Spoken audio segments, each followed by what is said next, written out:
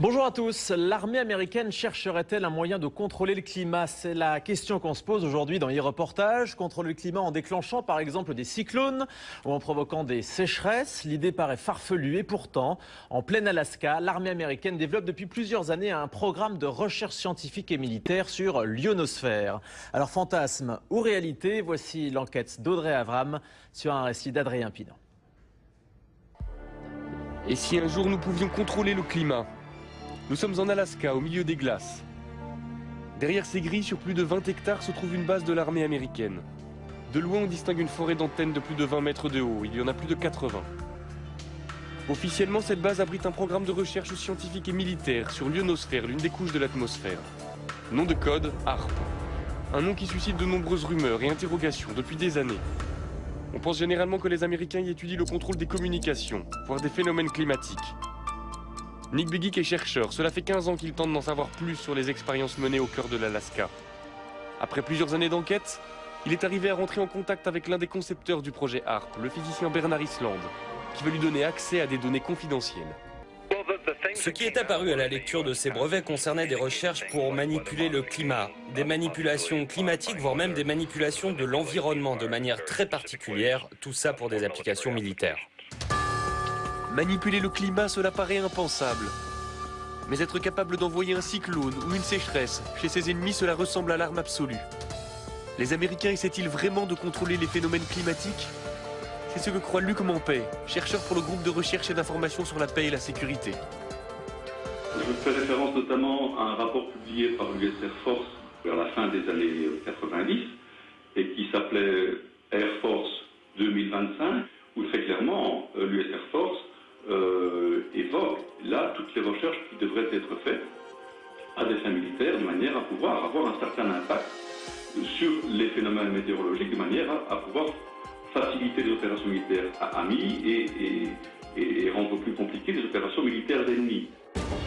Les Américains travailleraient sur la maîtrise du climat depuis les années 60.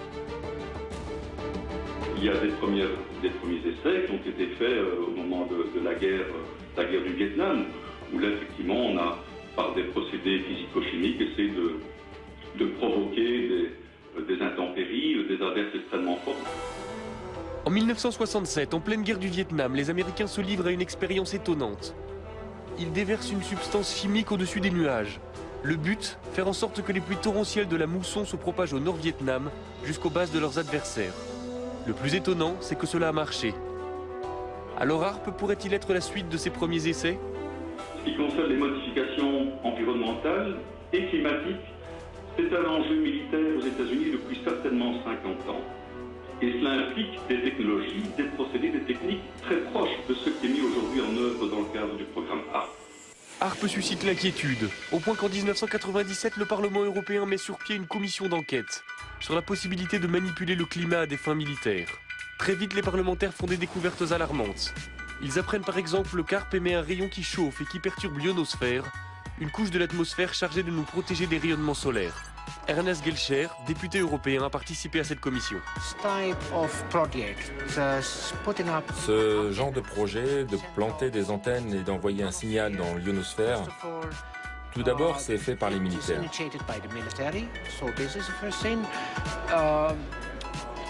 Ils ne savent même pas quel impact ces expériences pourraient avoir.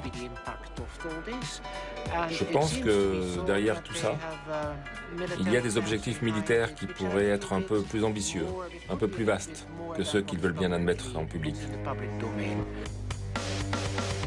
Très vite, les travaux de la commission se heurtent au refus américain de s'exprimer sur HAARP. À l'époque, le président de la commission est un parlementaire britannique, il s'appelle Tom Spencer. Convaincu du danger que le projet pourrait représenter, il essaie d'obtenir des précisions de la part des responsables américains, mais sans succès. Nous n'avons eu absolument aucun contact avec les Américains. Ils ne sont jamais venus.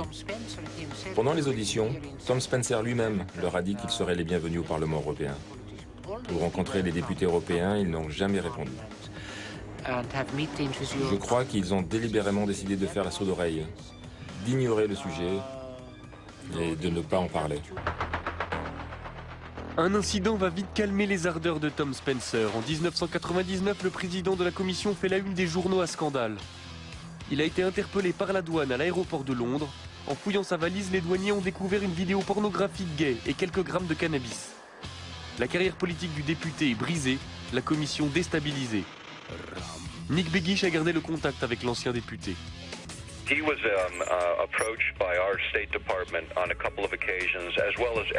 Il a été approché par les autorités américaines plusieurs fois, comme tous les membres du comité. On lui a demandé de ne pas organiser ses auditions. Il a refusé et même accéléré la procédure. Il a essayé de parler avec les Américains, il a essayé de parler avec l'OTAN. Un jour, il a même appelé Al Gore devant moi. Ils étaient amis depuis des années et Al Gore a refusé de le prendre au téléphone de la Maison Blanche. Il était vice-président à l'époque. Ce qui s'est passé, c'est que tout le monde a dit à Spencer de rester en dehors de tout ça et il ne l'a pas fait. C'est regrettable car nous avons perdu un champion sur ce problème.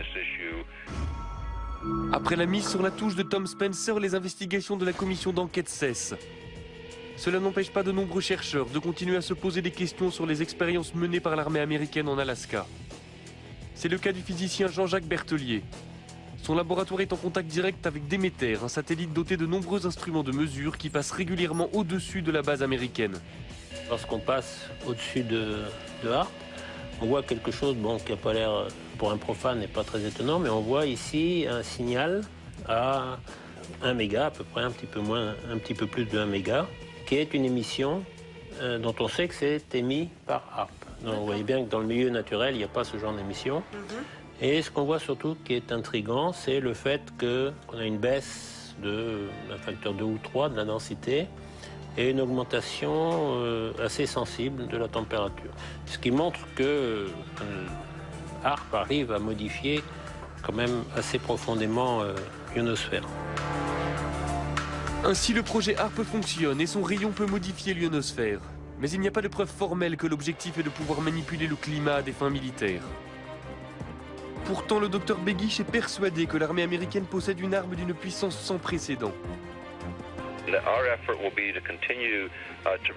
On va continuer à parler de ce projet pour sensibiliser le public et pour convaincre les politiques de prendre les choses en main.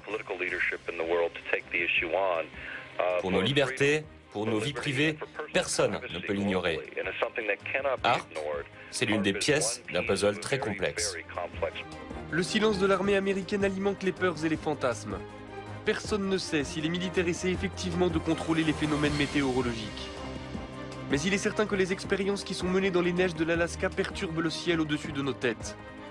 Des expériences dont nous ne connaîtrons les conséquences que dans quelques années.